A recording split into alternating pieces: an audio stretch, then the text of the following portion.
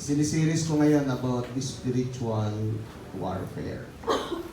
Ang ang layunin ko dito ay mabuksan natin yung ating mga spiritual na mga mata para makita natin yung digmaan.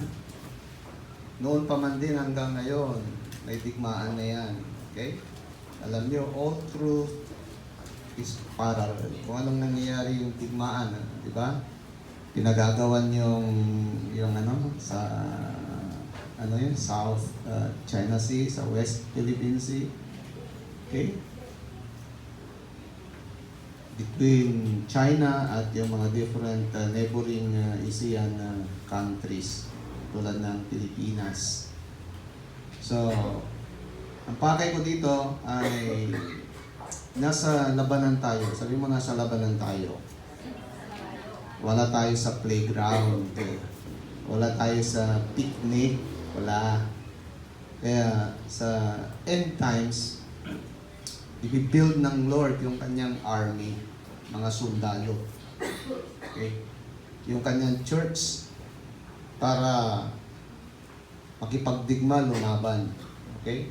At anong labanan na ito? In Ephesians chapter 6 verse 12, hindi ito labanan between flesh and blood. Hindi tao. Hindi tao ang kalaban natin.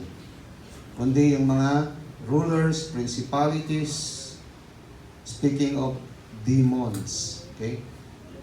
Sino ang kalaban ng Diyos? Pero siya ay defeated foe or enemy. Talunan na siya. Si Satanas, he is fighting from defeat to victory.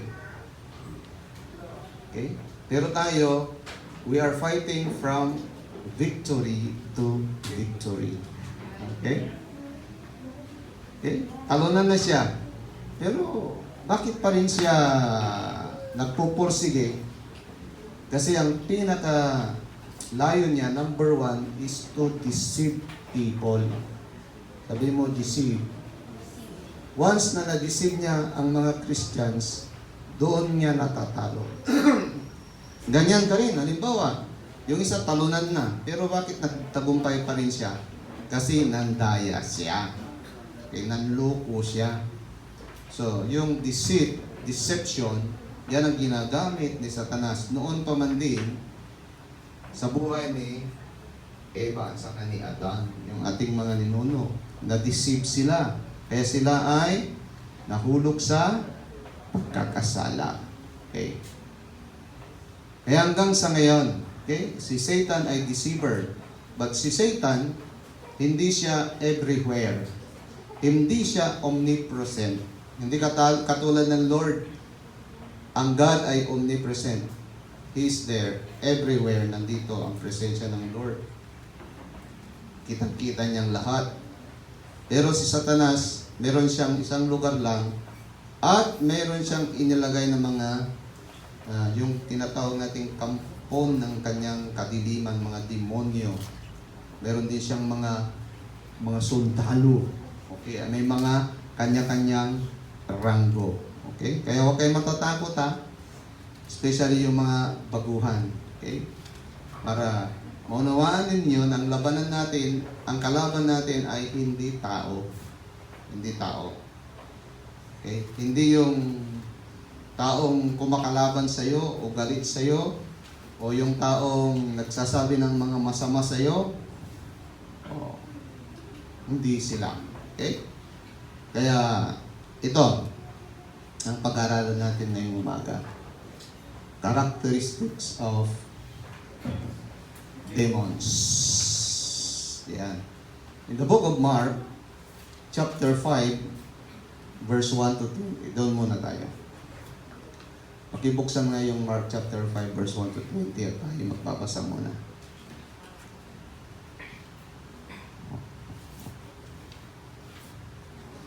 So habang hinanap, mag-pray muna tayo. Father God, we adore you, we worship you. Yes, you are our holy God. Jesus, you are our holy God, Holy Spirit. And we are your church, we are your temple. And Lord, salamat sa araw na ito na muli. Thank you sa mga holy words mo na mapag-aralan namin. Lord, to continue to open our spiritual eyes, spiritual hearts, ears, na matanggap namin, makita namin, O Lord, may deposito mo yung mga salita mo sa mga puso namin. Especially sa mga newcomers, sa mga kabataan na ito, Panginoon Lord, na mag-raise up ka ng iyong army para makipagdigma sa spiritual na labanan. Especially sa mga huling panahon na ito.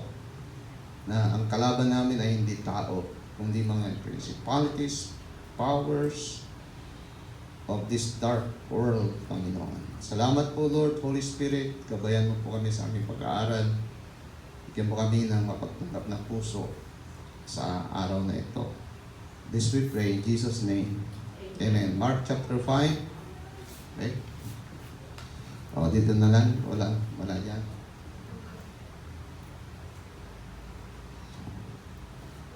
Okay, Mark chapter 5 verse 1 hanggang 20 sa New King James Version.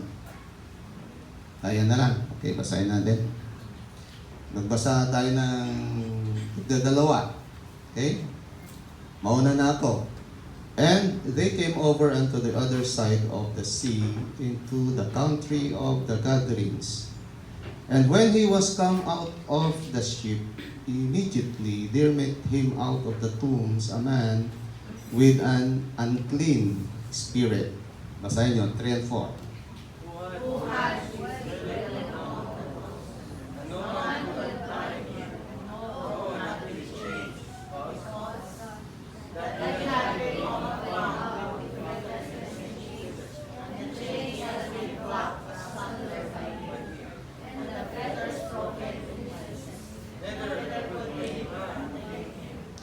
And always, night and day, he was in the mountains, in the tombs, crying and cutting himself with stones.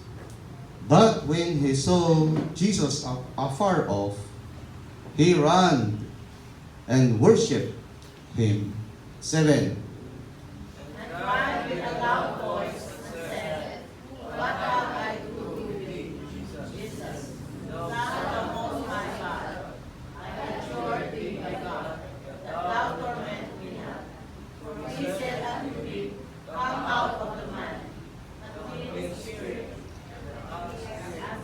Ako na. Sumubra na kayo. And he asked, mabra yata yung almusal niyo. And he asked him, what is thy name? And he answered saying, my name is Legion, marami, batalyon, for we are many. And he besought him much that he would not send them away out of the country. 11. Now there was there nigh unto the mountains a great herd of swine, and all the widows besought him, saying, send us into the swine, that we may enter into them. And forthwith Jesus gave them leave. And the unclean spirits went out and entered into the swine, and the herd ran violently down a steep place into the sea. They were about 2,000. Ilan? 2,000. And were choked in the sea. Okay. 14. And they that swine fled and told him. Ay, basa mo na ng mata. Okay, ulit. 14. And they that feared the swine fled and told it in the city and in the mountain. And they went out to see what it was that was done. And they come to Jesus and see him that was possessed with the devil. And that had the creature sitting and clothed, and in his right mind, and they were afraid. And they that saw it told them how it befell to him that was possessed with the devil, and also concerning the swine. And they began to pray him to depart out of their coast. 18. And when he was come into the ship, he had been possessed with the devil. Possessed with the devil. Possessed with the devil. Andun. with the devil, prayed him that he might be with him. Basahin nyo, 19. How was Jesus suffered in God, but said unto him, Go, thy friends, and tell him how great things the Lord hath done for thee, and hath had compassion on thee. Sabay-sabay na tayo. And he departed and began to publish in Decapolis how great things Jesus had done for him, and all men did marvel. Talusan nyo nga yung pinasa yun. Naintindihan natin. Naintindihan natin yan. Okay? So, mayroong isang tao, lalaki na na-possessed ng demons. Pag hindi ka mananampalataya, pag wala si Kristo sa buhay mo, pwede kang i-possess ang kinin ng mga demonyo. Pero pag tayo mananampalataya na kay Jesus, pwede tayong ma-demonize. Sabi mo, demonize. Or influence by demons. Kaya minsan, yung asal mo, ala demonyo. Hello? Influence, pwede tayong ma-demonize. Now, tignan natin yung characteristics according to that Gadarian episode in Mark chapter 5, binasa natin. Kung ano itong mga demons, evil spirits, devils, unclean spirits, pari-parehas po yan. Okay, number 1. Basahin niyo, number 1. Evil spirit will cause a person to live Grotesque and evil places, o kaya yung mga tombs, yung sa sementeryo. Grotesque, ito yung mga patagong lugar, yung mahirap marating o kaya hindi ka pwedeng makita. Kaya yung mga criminal, especially mga criminal, taguan ng mga yan. Pero diyan, may isang tao na diyan ang lugar niya. Yung tinitirhan niya, siguro nasa silong siya ng mga puntod. Mag-isa siya doon. Okay? Evil places. Kaya ang mga evil spirits ay dadalhin niya ang tao sa lugar na yun. Imagine mo, isang lugar na yun, sa sementeryo, madilim, mabaho, marumi. Kaya ang pakay ni Satanas ay gagawin niya ang buhay ng tao na parang ganyan. Okay. Isang lugar, kabaliktaran sa lugar na pagdadalan tayo ng Lord sa langit. Banal doon, malinis doon. Kaya nga yung buhay natin, dapat ito yung banal na tahanan ng banal na Espiritu. We are the true temple of the Holy Spirit. True temple of God. Hindi sa pamamagitan ng gusali. No. Tayo yung dapat tirahan ng Diyos sa pamamagitan ng banal na Espiritu. Pero ang ginagawa ni Satanas ay sinisira niya, binabahura niya, dinudumihan niya. Okay? Especially we Christians. Okay? Kaya nandyan yung kanyang mga demons. Okay, pag-aralan natin mamaya yung class and types ng demons. Pangalawa, they are unclean, foul. So kabaliktaran ng Holy Spirit. Ang mga evil spirit, ang mga unclean spirits na ito ay gagawin para madumi yung buhay natin. Ang maduming lugar ay tinatahanan ng mga insekto. Right? Mga ipis. Sabi mo, mga ipis. Mga ahas.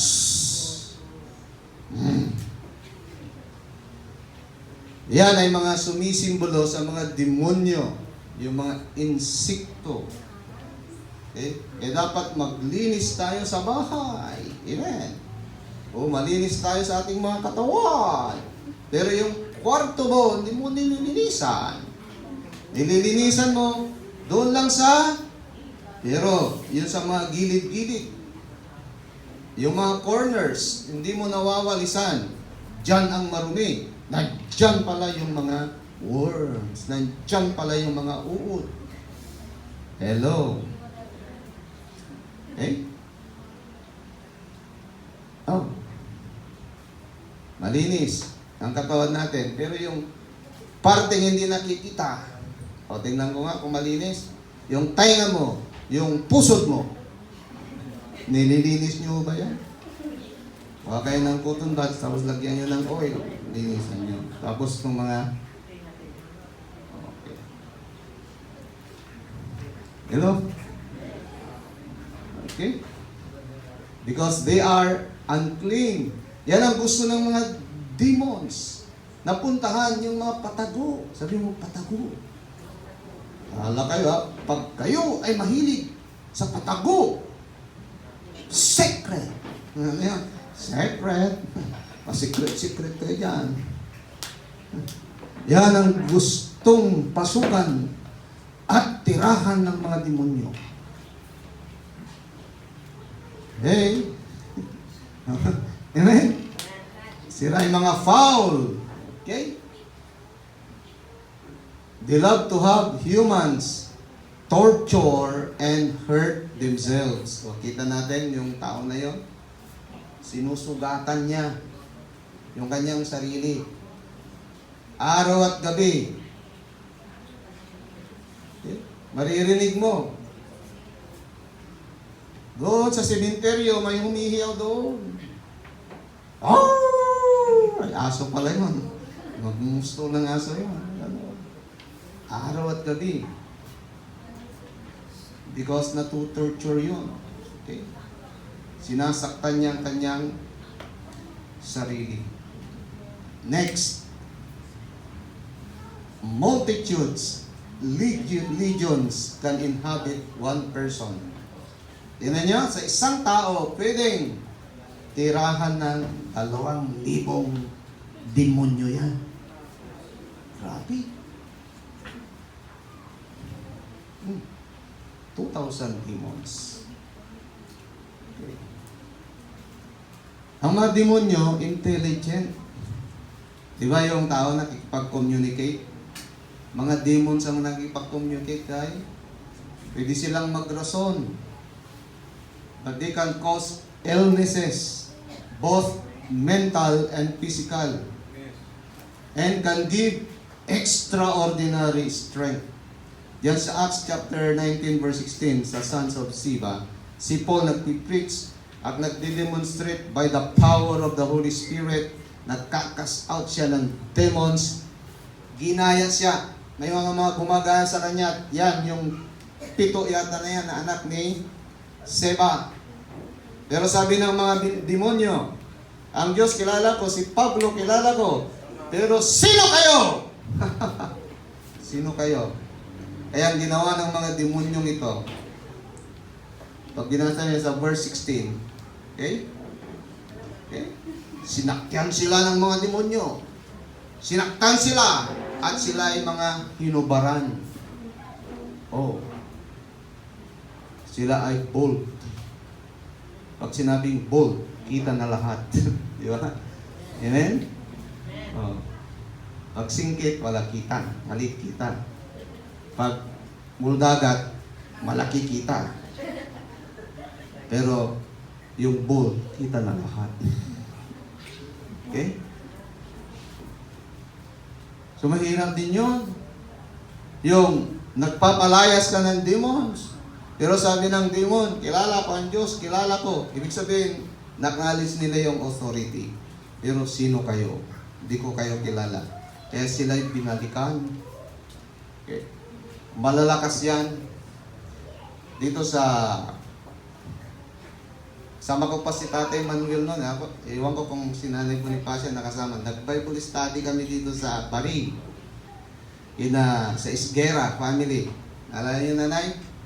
Yung nanay yung lola ni Kim, payat po siya. And then after ng Bible study namin, nag-pray ako, na-challenge ko yung witchcraft. Oh. Alam niyo yung witchcraft, yung mangkukulam, bahay lang nila. Ah, ang pagitan lang yung padir. Bakit kinulam? Because of inggit. Ang inggit ay pumapatay.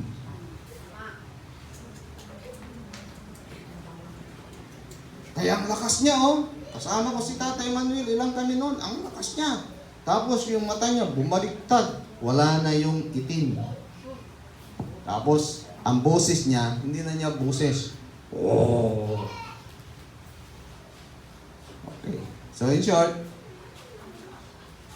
kinulam siya kasi ilang beses siyang bumalik sa ospital. Hindi makakakain, may ibinara. Kaya siya ay mapayat.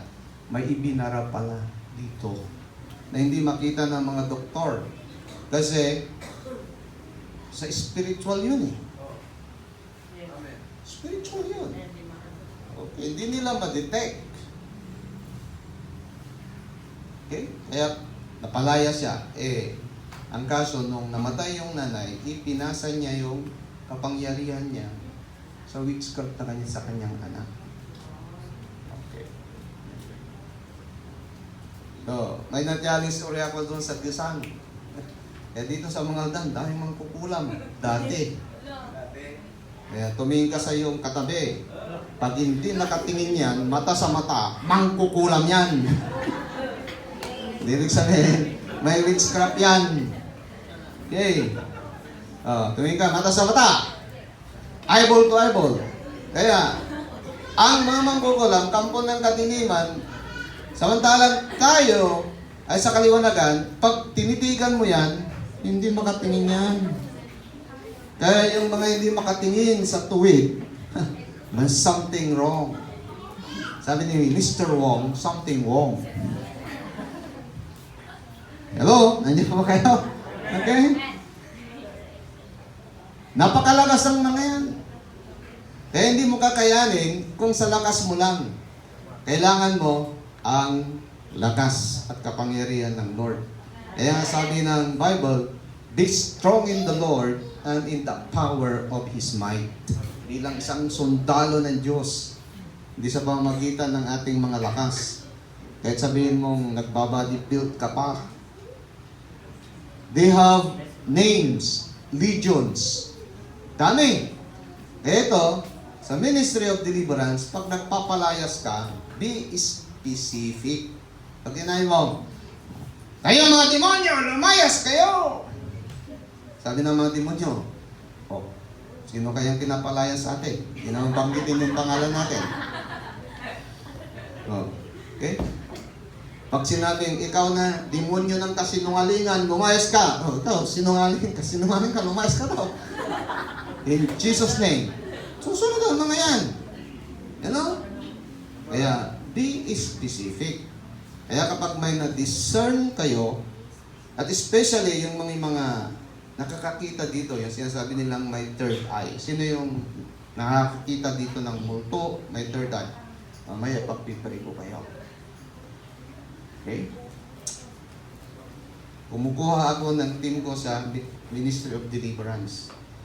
Kasi hindi ako nakakita, pero nakaka-discern ako. Yung seer. Kasi sabihin mo, ito yung demonyo. Anong itsura niya? Palayasin natin. Yan. Okay? Kaya meron silang mga pangalan. Next. Desire to be in any flesh. Di mo nakikita spirits. Hindi mag-manifest yung kapangyarihan nila kung hindi sila makakapasok sa flesh. Either flesh ng animal or kaya tao. O kaya pag naglalakad kayo sa gabi, madaling araw o kaya midnight, parang may malaking aso kang nakita. Woo! Hello? May nakakita na kayo nun? Ganon? Malaking aso. O pusa. Kasi pwede silang pumasok sa hayop o sa tao. Otherwise, cannot express themselves. Okay? Hindi sila hindi nila ma-express yung kanilang mga sarili. Dapat makapasok sila sa flesh. Okay. Hello? And they are afraid of being sent out of the country. Tingnan nyo ha. Maging ang mga demonyo, takot na magpunta sa impyerno. Bakit? Tutorturin sila doon. Ay yung mga private na mga demonyo, pinapahirapan din ng kanilang mga opisyalis, mga matataas. Kaya, sabi, nag-request sila. Pwede ba sa mga baboy na lang? Okay? Okay? Sa mga swine? Kaya kapag nagpapalayas tayo ng demonyo, ikaw ng demonyo, halimbawa, demons o kasinungalingan, ikaw ng demonyo ng kasinungalingan, pinapalayas kita, umalis ka, hindi mo lugar ito, pumunta ka sa impyerno, yun ang lugar mo. In Jesus' name. O, yan. Sabi na, nung halimbawa nagpapalayas ka dito sa tao ito, pwede ba akong lumipat na lang sa kanya? Lipat. Tapos lipat-lipat. So, hello? So, demons are assigned to specific principalities unless they inhabit flesh. Kaya itong mga utusan ng mga demonyo, papahirapan din ang kanilang mga officers unless may mapasukan silang flesh ng tao o kaya hayop. Kita natin? Okay, next. Next.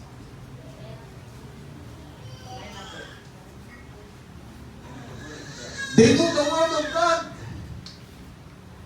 Alam nila ang salita ng Diyos.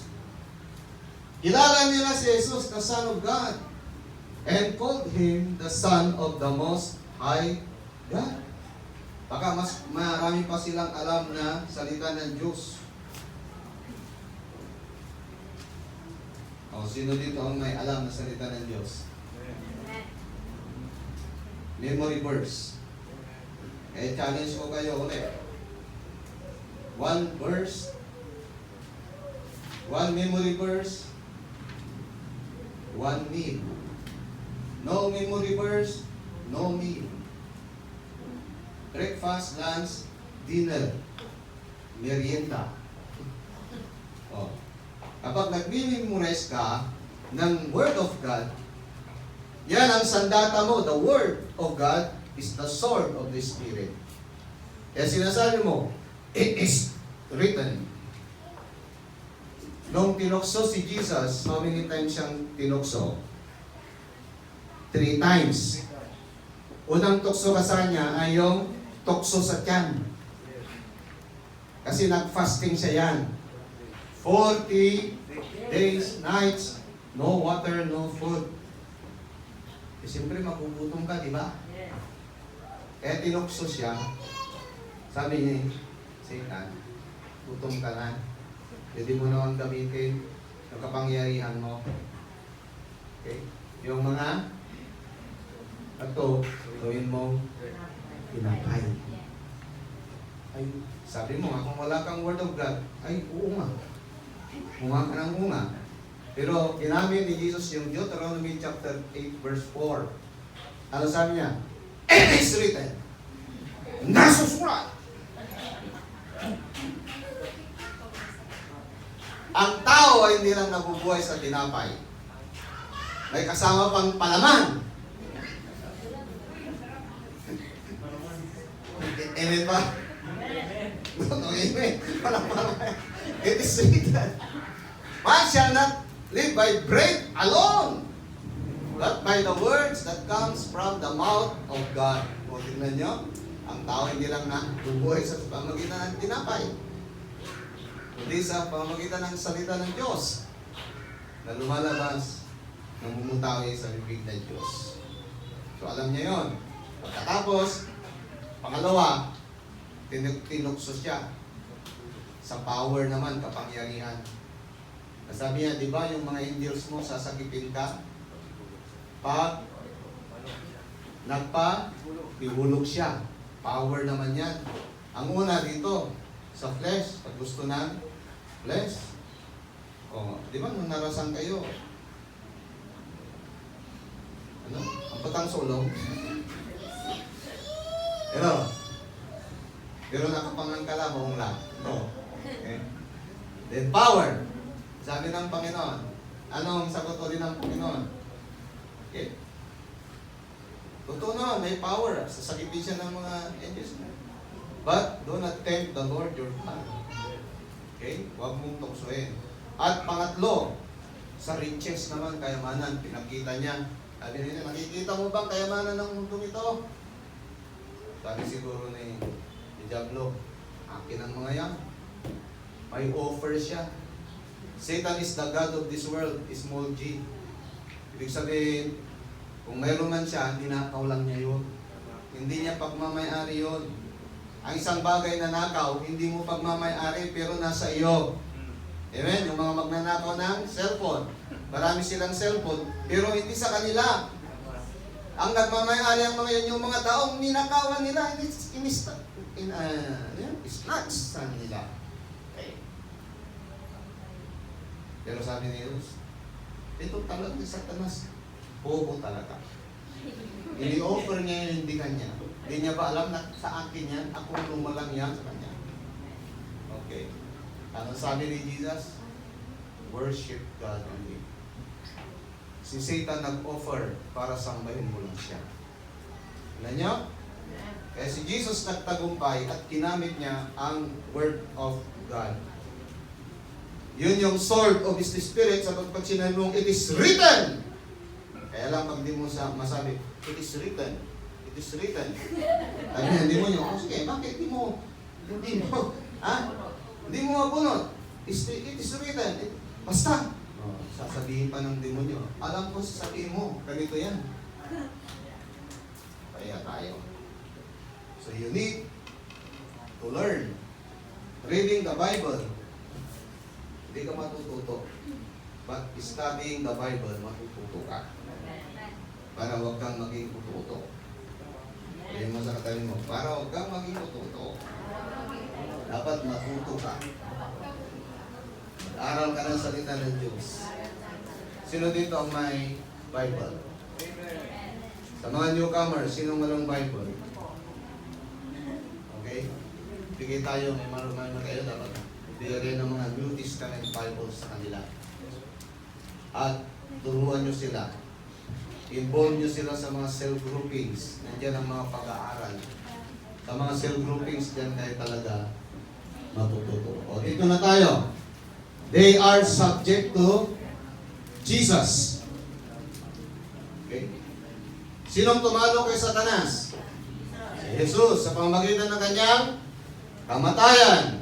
At ito ay nasilihan sa pamamagitan ng kanyang resurrection. Kaya mayroon tayong resurrection power din. We raised with Jesus. Yung resurrection power, tatlo yan. Sa yung past tense, present tense, and future tense. The resurrection power of Jesus Christ, it is a release from your past. Anong nakaraan mo? Makakalaya ka dyan. And it is your power to live in your present. Kapangyarihan mong mamuhay ngayon sa iyong kasalukuyan. And it is your hope in the future. Ito yung pag-asa mo sa panghinaharap. We have that kind of resurrection power. Amen. Kaya lahat ng mga demonyong ito ay subject kay Jesus. Alam na nila. Alam ni Satanas yun, pero tinitry pa niyang mag-deceive. Pag na-deceive niya ang mga Christians, doon talo ang mga Christians. They could not stop a human from running to Jesus. Di ba? Hindi nila may stop. Okay? When he saw Jesus afar off, he ran and worshipped Him. Ibig sabihin niya, kinilala niya yung authority, meron si Jesus. Even a possessed person can. Kaya, sa deliverance ay mga demonyo ibalang to ka. dapat na-discern mo rin yun. Okay? Sige. Na mama-discern din yun, rin, parang niluloko ka lang o kaya nilalayo ka sa usapan para hindi mo sila mapalayas. Okay? Okay, next. Dito na tayo. Types and classes of demons. Oh, buti pa mga demonyo, may class. Okay? Ito yung mga earthbound spirits o devils. Sabihin mo, earthbound. Ibig sabihin, yan yung mga demonyo nandito sa lupa. Panglupa lang sila. Earthbound demons roam around and enter into humans if they have a right to do so. Bakit nakakapasok ang demons? Kasi binigyan mo ng pagkakataong pumasok. May tinatawag tayong entry points. May entry points. Okay? There are multitudes. Ang dami nila. Cannot fly. Hindi sila makakalipad. But can run around very rapidly. They range from a few inches tall to 8 feet in height. Kilala niyo si Ricky? Si Nen, yung asawa ni Bing? Si Nen? Nung nandiyan pa kami sa taas ng Mercury Drug, kasi yan, dating pub house yan.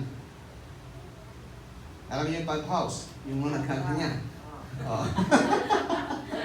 Pinag-pray namin, dito kami Nanay Bonifacio, yung bahay nila yan, yung bahay nila dati, pinagpilihan namin in Jesus name, mapangkrop ka at ma-convert ka sa isang fellowship area. Napangkrop na, okay? Binayin namin yung strongman dyan, strongman ng bisyo, ng pita lang naman, kalaswaan, at ginawa nating bahay sambahan. Short, pero mayroon pa pala kung dyan. Si Ricky, doon natulog sa labas, doon sa pinag-fellowshipan namin. At yung walis, nakatulog siya, mayroong napakatangkad, kalbo, na old man. Yung mga nakakalbo, gwapo yan.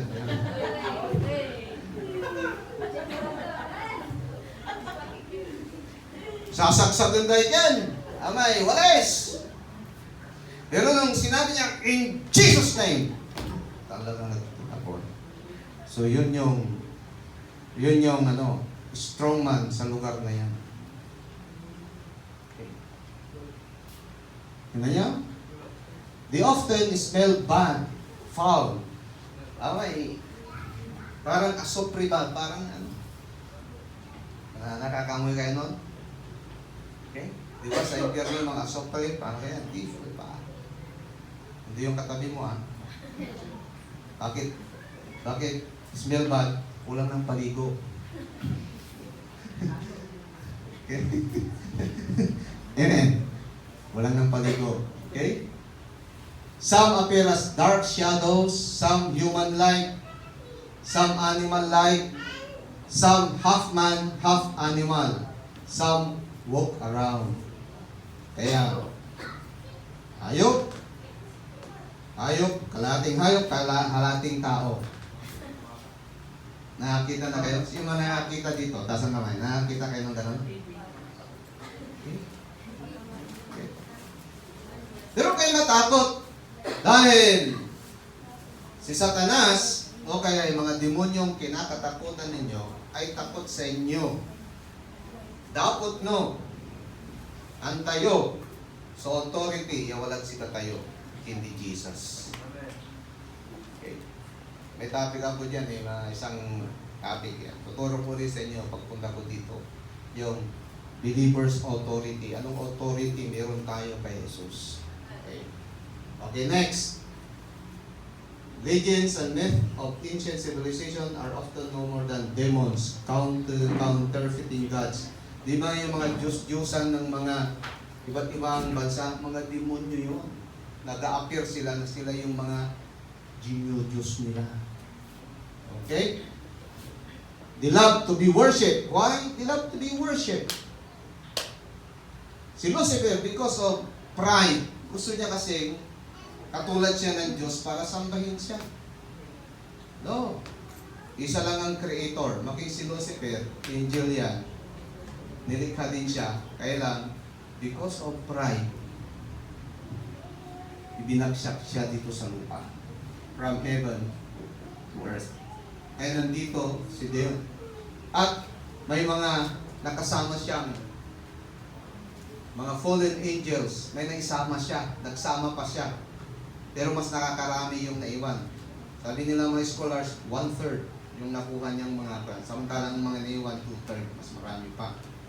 Okay? Na mga angels. Yung mga fallen angels, yun yung mga demonyo. Mga evil spirits. Okay? Na mga Chinese dragon. Sinong mga Chinese dito? Yung mga singkit mata. Okay? Is none other than Satan. Shinto snake. Greek, Egyptian, Faun, Pan, Set, others. They masquerade around as deities but evil spirits. Imagine, nadidisip nila ang daming mga tao. Kala mo parang mga Diyos ang mga ito, pero mga demonyo pala. Kasi si Satanas at ang mga demonyo, they love to be worshipped. Gusto nilang maagaw yung ginagawa talaga para sa Diyos. Ang Diyos na lumikha ng langit at lupa, siya lamang, deserve lang niya ang worship. Wala nang iba pa. Amen? Amen? Pero ito yung mga demonyong ito eh. Okay? Earthbound spirits ang mga yan, mga kapatid. Next. In the mid-heavens. Ilan bang langit, Pastor? 3 heavens, pero isang langit na kinaroonan ng Diyos. Pag sumakay kayo ng eroplano, di ba, kita mo mga clouds. Tapos yung susunod, clouds, tapos susunod, yung mid-air. Nandyan yung mga mid-air spirits. Ito naman yung mga spirits sa pangkalawakan. Sabi mo, pangkalawakan. Okay. Pwede nga tayo mag-Superman, di makita natin. Okay? And then doon sa pinaka third heaven, the throne of God. Yun na yung langit. Yun na yung pupuntahan natin. Kung nasaan ang Diyos, doon tayo. Pero dito sa mid-heavens, nandito rin yung mga spirits na pangkalawakan. Okay. Oh. Si Daniel, nag-pray, di ba? Nabasa niya yan? Sa first day pa lang, answered prayer na siya. Kaya lang, yung i-deliver na good, hinarang ng mga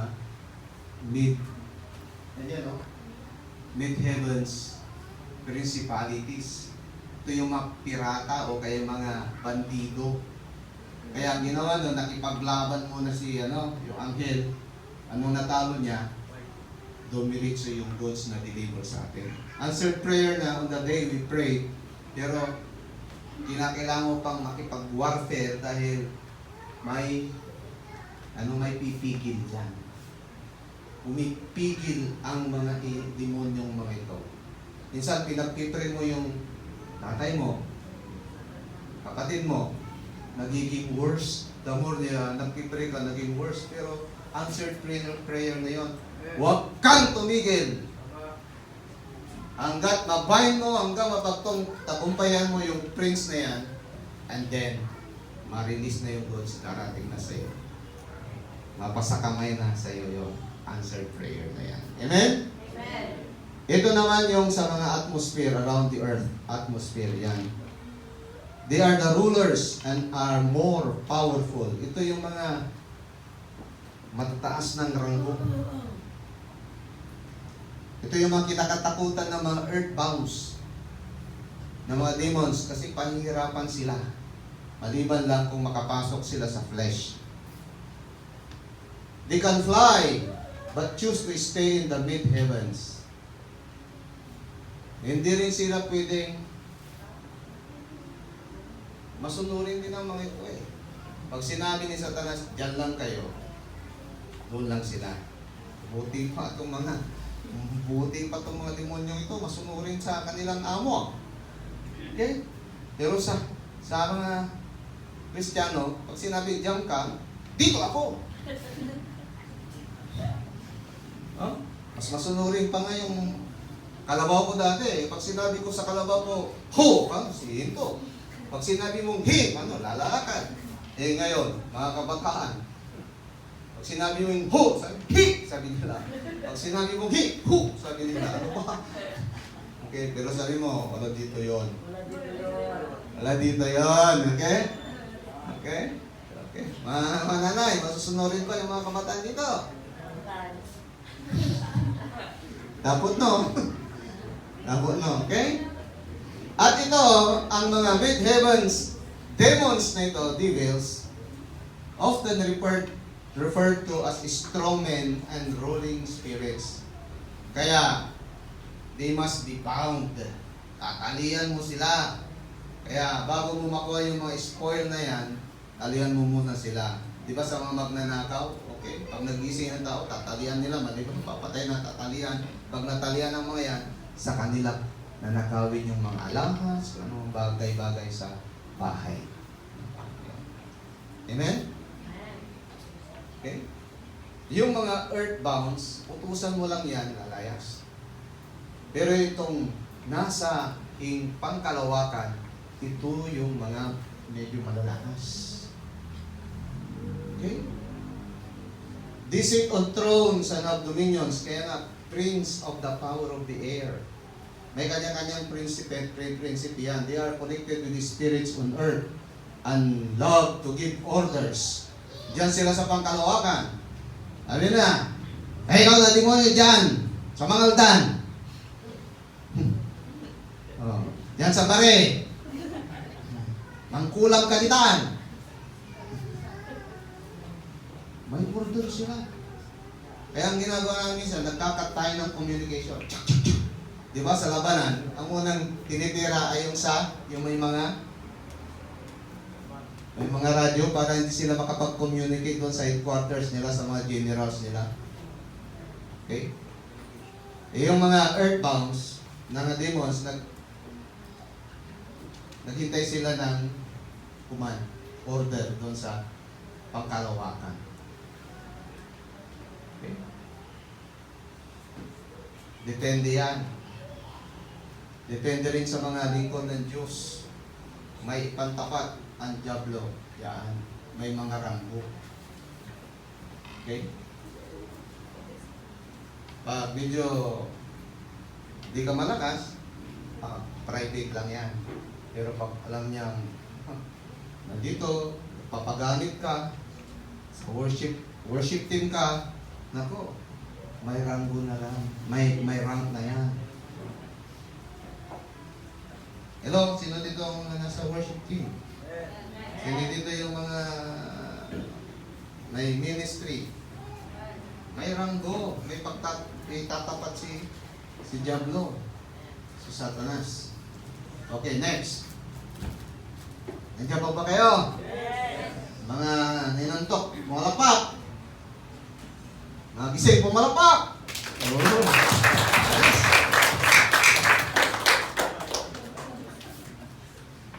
Earthbound spirits fear and hate the ruler spirits, but are forced to obey. Masunurin ang mga yan. Kung hindi sila susunod, itutorture ang mga yan, pahirapan ang mga yan.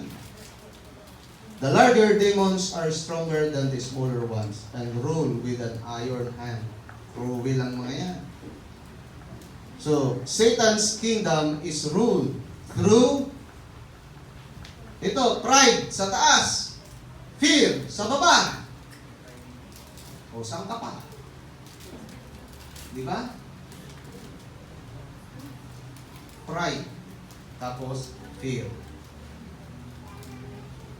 Sa baba. Pride. Sabi mo pride. Pride. What is in the middle of the pride? Spell pride. Anong nasa gitna? What is in the middle of the sin? Word sin. Oh. Di ba? Pride. Because of pride, si Lucifer, nagkasala. Ang hatid naman yan, ang kasalanan ay fear. Takot. Spirit of fear. Tumingin ka sa katabi mo kung yung mata niya ay parang mamamasin, makikita mo naman may takot ang may kinakatakutan ka pa.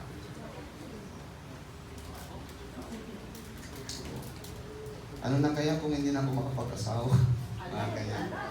Ano na kaya kung hindi ako makapagtapos ng ating pag-aaral? Ano na kaya? Ano na kaya? Meron tayong fear of uncertainty. Uncertainty. Pero in Jesus Christ, meron tayong katiyakan. Sabi ko sa inyo. Meron tayong hope sa ating mga future. Okay. But all demons are united in their hatred for mankind. Nagkakaisa sila sa kanilang pagkamuhi, pagkagalit sa mga tao, especially yung mga Christians, saints of God. Kasi yung mga hindi Christians, kasama na nilang mga yung kakampi na nila.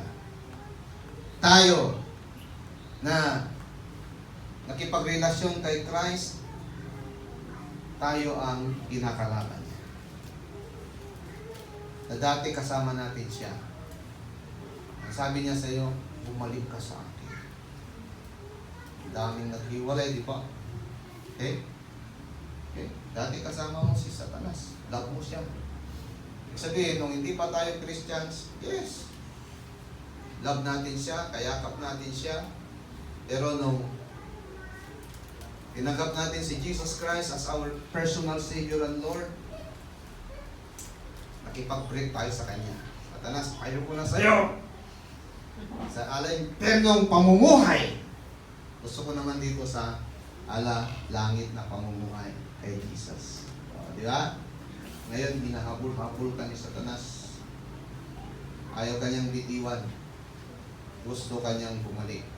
Kaya ginagawa niyang pilit. Nag-a-assign siya ng mga demonyo. Ikaw na demonyo! Gusto ko siyang bumalik sa akin! Gawin mo ang nararapat para sa kanya. Alilintikan ka sa akin. Ay harapan ka ng mga matataas na ranggo. Kung nakikita niya, hindi ito kwento-kwento lang, totoo ito. Amen. Hello? Hello? Amen. Mga kapatid. Okay? Kaya, meron yung bagay na, sabi niya Apostol Pablo, yung bagay na gusto kong gawin, hindi ko magawa. Yung bagay na ayaw kong gawin, nagagawa ko. Yan. May gawain dyan ang mga demons. And of course, sa iyo rin. Okay. Okay, next. So Satan's kingdom is divided into major divisions called principalities, over which strongman rules, yung mga principe. Okay? The strongman is also called ruler or prince. Ephesians 6:12, Colossians 2:15. Kaya Satan places a ruler spirit over every major area sa isang nasyon, sa mga syudad, sa mga probinsya, region, sa isang syudad, municipality, village, neighborhood, church, even family, or person. Intayak tutan. Ikinalat niya yan. Nilagyan niya lahat yan. Okay, ikaw na demonyo. Doon ka sa taong yon. Doon ka sa pamilyang yon. Doon ka sa simbahang yon. Okay. Oh. Mayroon yan. Okay. Para mandaya sila. Para magwawagi sila. Okay? Okay, next example dito. Next. Some boundaries are very clear. Meron isang missionary na nagsabi ng storya o kwento about walking down a street which served as the border between Paraguay and Brazil. So, nandito yung border.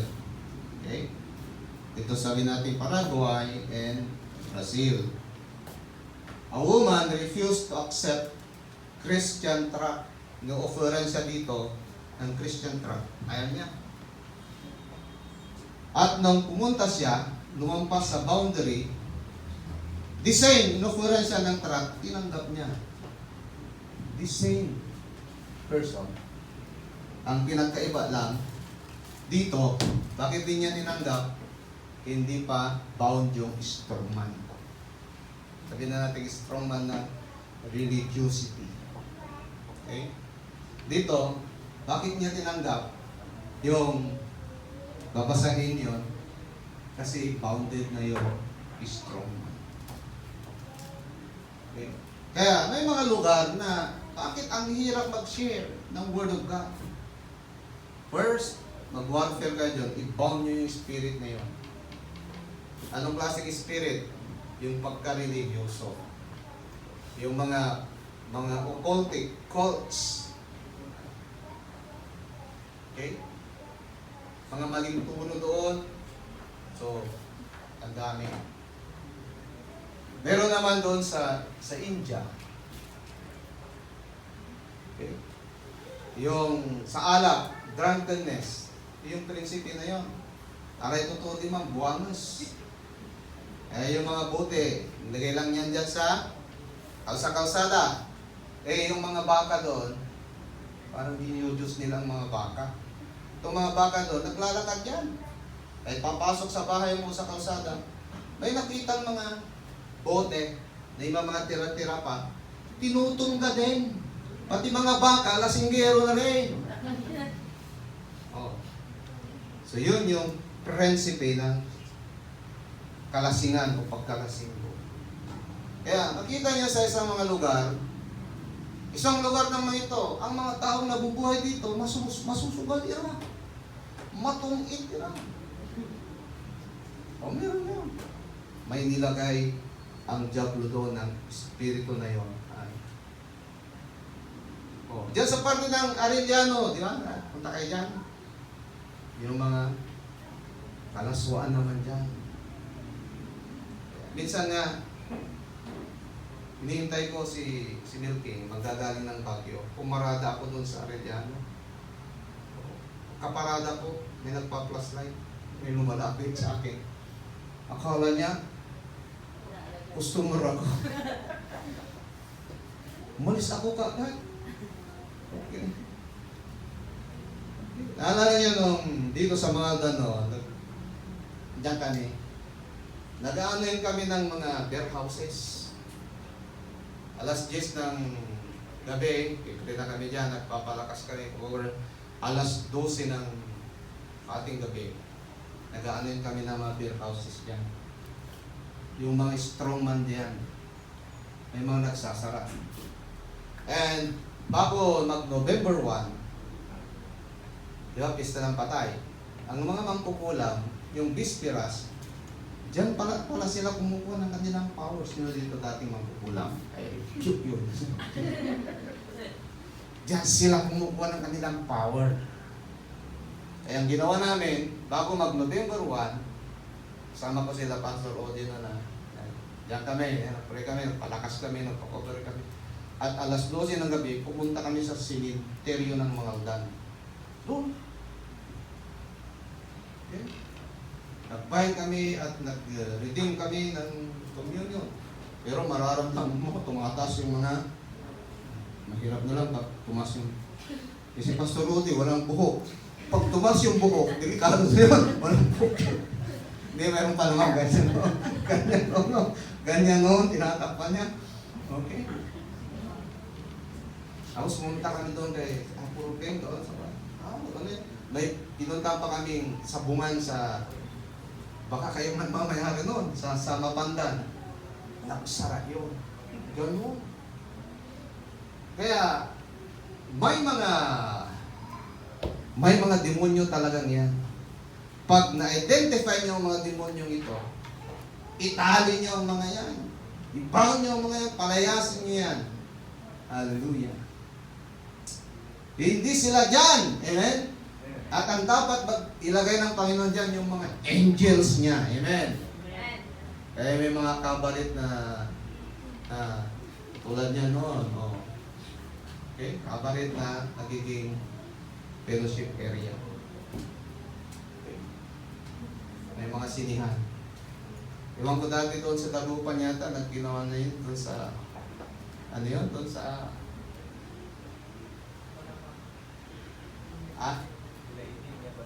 yung sa Dagupan, sa may mga bulsyo doon.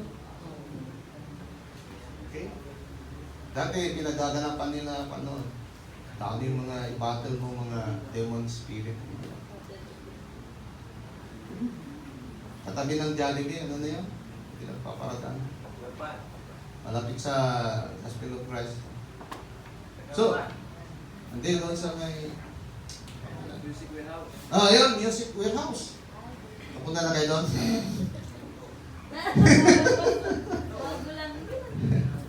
Okay? Okay? Di ba may man nagsasayaw doon na tumutukan? Nandito tayo doon, mag-evangelize. Sabihin mo doon, alam mo, mahal na mahal ka ni Jesus. At mahal na mahal ka rin din kita. Patay na pa. Balik tayo dito. Okay? So, kikita natin dito, no? May mga inilagay si Satanas, mga prinsipe, ay mga ranggo. Okay? Even sa buhay ng isang tao. Okay? Buhay mo. Minsan, i-identify mo yan. Okay? Minsan, akin bugnutin ka. Akin, gano ang mulabay, naiisip mo talaga yung puro kalaswaan. Okay? Makalindang kalaba na biig. Namumuhay talaga yung ano. Na may padir, ang kausan mo, pakalaka pumutan. Postila, kausan mo na biig, nakapuno. Okay? Di lang sa mga lalaki, maging babae din.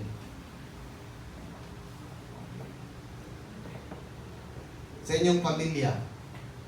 Okay? Okay? Buwangas. Buwangas may laki. Taktay mo, ayan, laki ng laki, buwangas.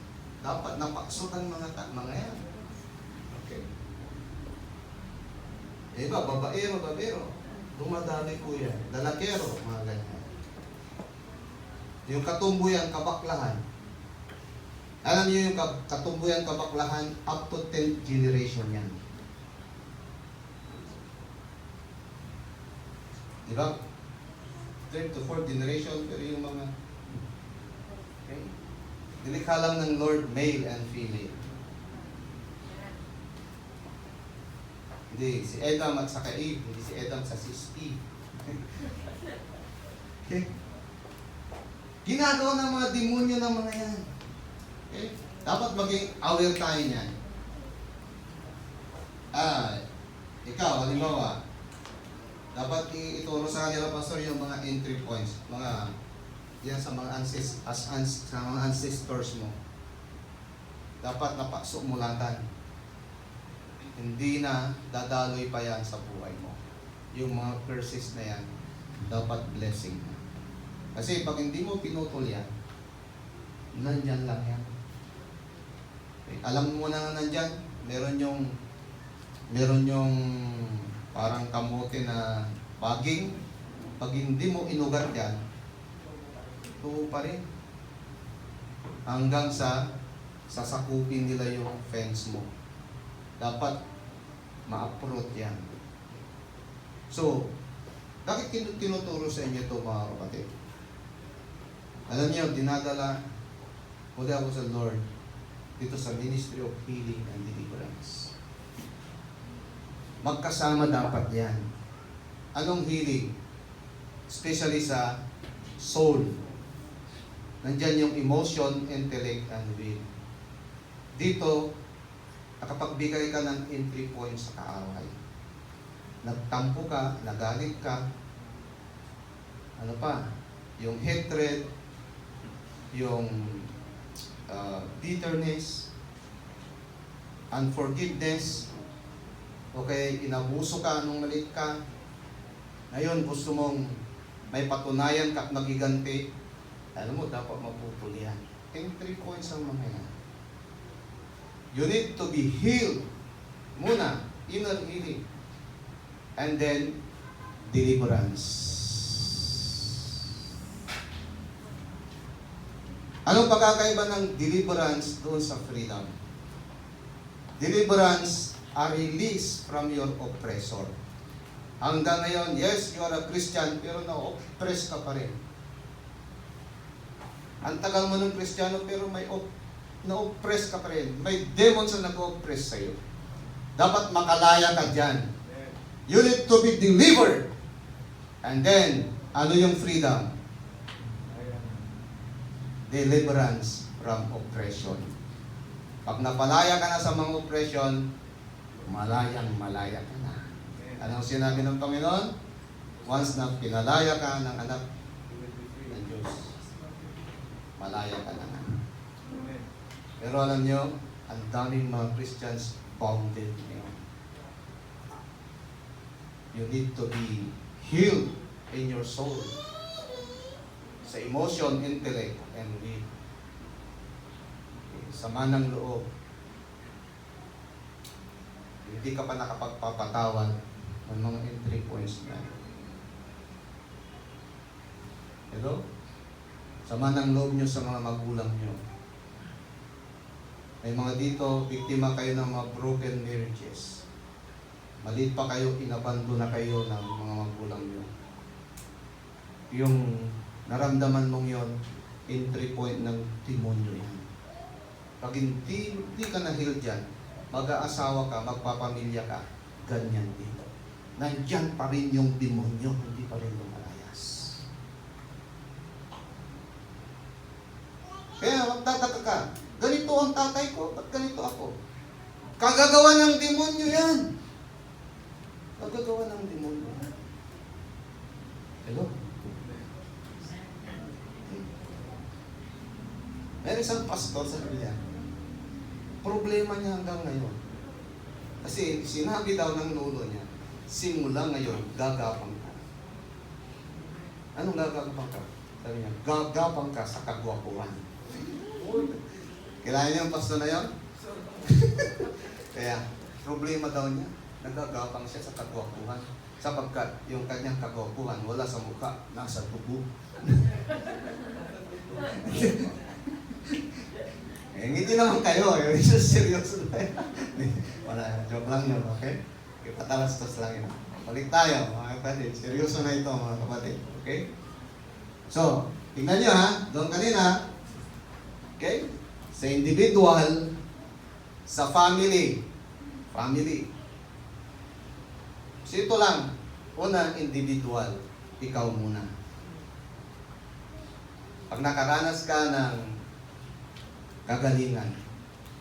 Kanino ka lalapit? May doktor na libre. Yung klinika niya, 24 hours open niya. Mabait na doktor ito. Sa kanya ako nagpapakonsulta. Regularly.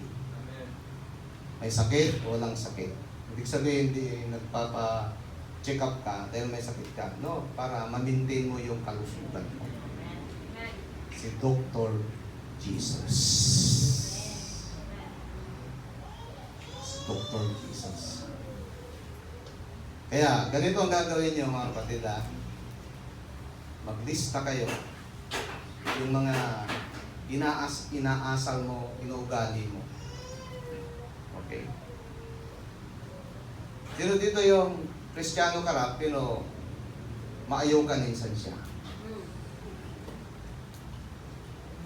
Demonyo yan ng galit, puot, or revenge because of rejection. Nakaranas ka ng rejection, Baka, nung ipinagbubuntis ka ng mama mo, gusto niya lalaki, babae ka. So, pwede yun, napasukan yun ng demonyo. That is a demon of rejection. Hello? Amen. So, ilista nyo, maglista kayo. Sa inyo muna. Then, lumapit kayo kay Dr. Jesus. Okay?